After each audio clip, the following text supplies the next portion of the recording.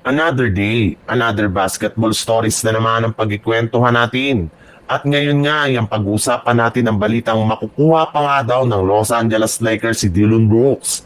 At ang balitang nag-request na nga daw ang Golden State Warriors si Jimmy Butler.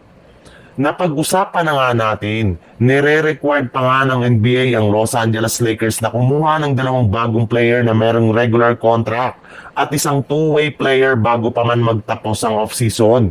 Kaya expected na nga naggagawa pa ang front office ng Lakers ng ilang mga malalaking moves sa mga susunod na araw. It's either gagawa sila ng trade o di kaya kukuha silang muli ng mga bagong manlalaro na magiging available sa buyout market. At isa nga sa mga naibalitang player na target nila makuha ay si Dillon Brooks at Nick Richards mula sa Phoenix Suns na siyang magpapalakas pa ng gusto sa kanilang depensa gamit ang kanilang mga player na si Naruya Hachimura at Gabe Vincent.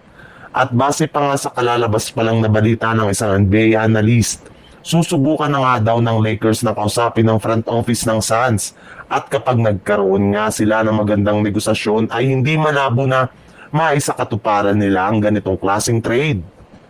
Sa ibang balita naman, 2 linggo na lang ang bago magsimula ang preseason ngunit hanggang ngayon nga ay wala pa rin nagagawa ni isa mang move at nakukuha ni isa mang bagong manlalaro ang Golden State Warriors ngayong off-season.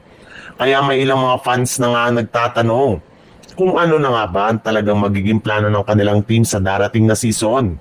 Maging ang kanilang superstar na si Jimmy Butler ay hindi na rin naman nga napigilan ng kanyang sarili na makalampag ang kanilang mismong front office matapos niyang personal na makausap ang kanilang general manager na si Mike Dunleavy kung gusto pa nito na gumawa ng move at makagawa ng improvement sa kanilang lineup. Pero hindi rin naman nga ito nakapagtataka na ang kawalan ng move ngayon ng Golden State Warriors. Since hindi nga sila makagalaw ngayon dahil sa sitwasyon ni Jonathan Kuminga kung saan ayaw nga nitong kunin ng kahit anumang kontrata na i-offer nila sa kanya ng mga nagdaang linggo. Ngunit since nga nagreklamo na si Butler sa kanilang front office ay mukhang gagalaw na si Mike Dunleavy sa mga susunod na araw.